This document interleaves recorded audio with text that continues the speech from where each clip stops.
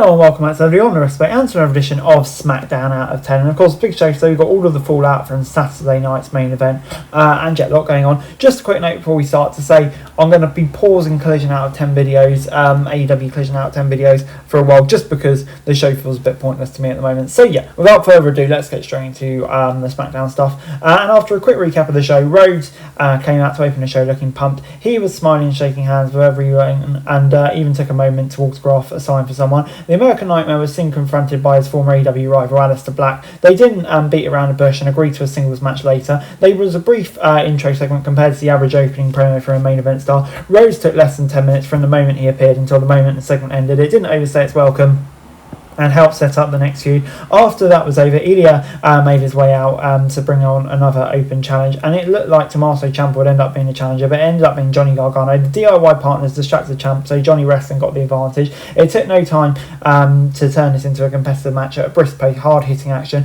Both men are versatile, who are great at many things in the ring, so things quickly developed. This was the first time these two have ever been in the same ring. They haven't even been in the same battle royal or multi-man match, so yeah, it's a rare treat to have these two going together. After putting up a good fight, Gargano fell to the mad Russian finisher. This was an outstanding way to put the action started on the show. Putting Dragunov in this position has yielded nothing but positive results, but he is stealing the show on a daily basis. So yeah, I'm going to give it an 8 out of 10. This was great stuff. After the break, Jade Cargill made her first appearance as Women's Champion. She was all business, marching to the ring.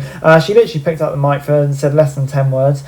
She put the roster on notice by saying the bitch.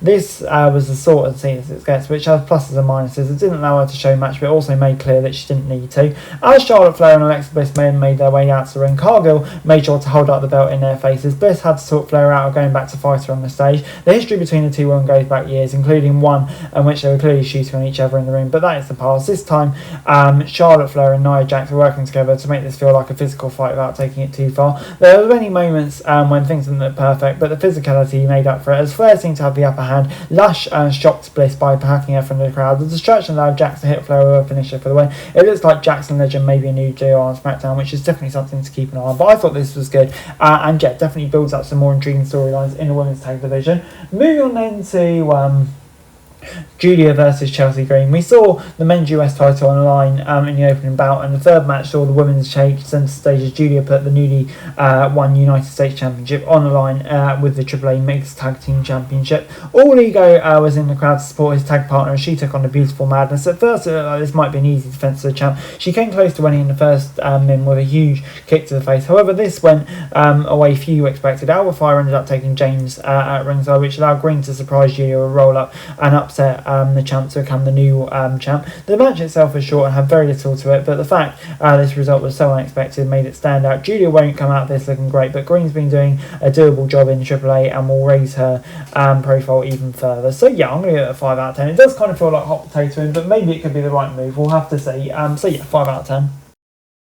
As Solo Sikoa and his crew were heading to the ring for Rey Fenix could take on Tala Tonga, the Motor City Machine Guns and Nakamura attacked the other members of MFT to help even the odds for the Masked Man. Fenix got the upper hand over his giant opponent, but only lasted until the big man was able to regain his footing. He propelled Fenix into the air and slammed him down to stall his momentum. This turned into the exact kind of match you would expect. Tonga used his immense size to dominate the high fly whenever he got his hands on him, and Fenix used his speed and agility to stay out of his grasp as much as possible. Tonga was able to get the win with a big chokedown, which made Sikoa happy man. They kept the attack going before Sami Zayn made the save. Yeah, kind of classic Bloodline stuff, but it was okay, 6 out of 10. The main event of the show saw Black and Rose compete. Zelina Vega, of course, accompanied her husband to the ring. If you watched a few these two had in AEW, then you know Black holds one more victory than Rose in their history. In their first encounter, Black squashed Rhodes. The last two were well known to each other, and they worked well to put on a good match. They went from 0 to 60 immediately.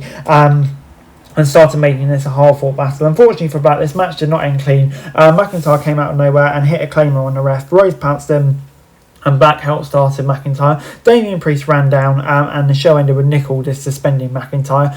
Yeah, shame it had to end this way. I guess it's a way of writing McIntyre off TV for a bit, which makes sense. But yeah, on the whole, bit of a shame. I'm going to give it a 6 out of 10. Overall, SmackDown this week gets a 6 out of 10 from me. I thought, yeah, this was a pretty decent show.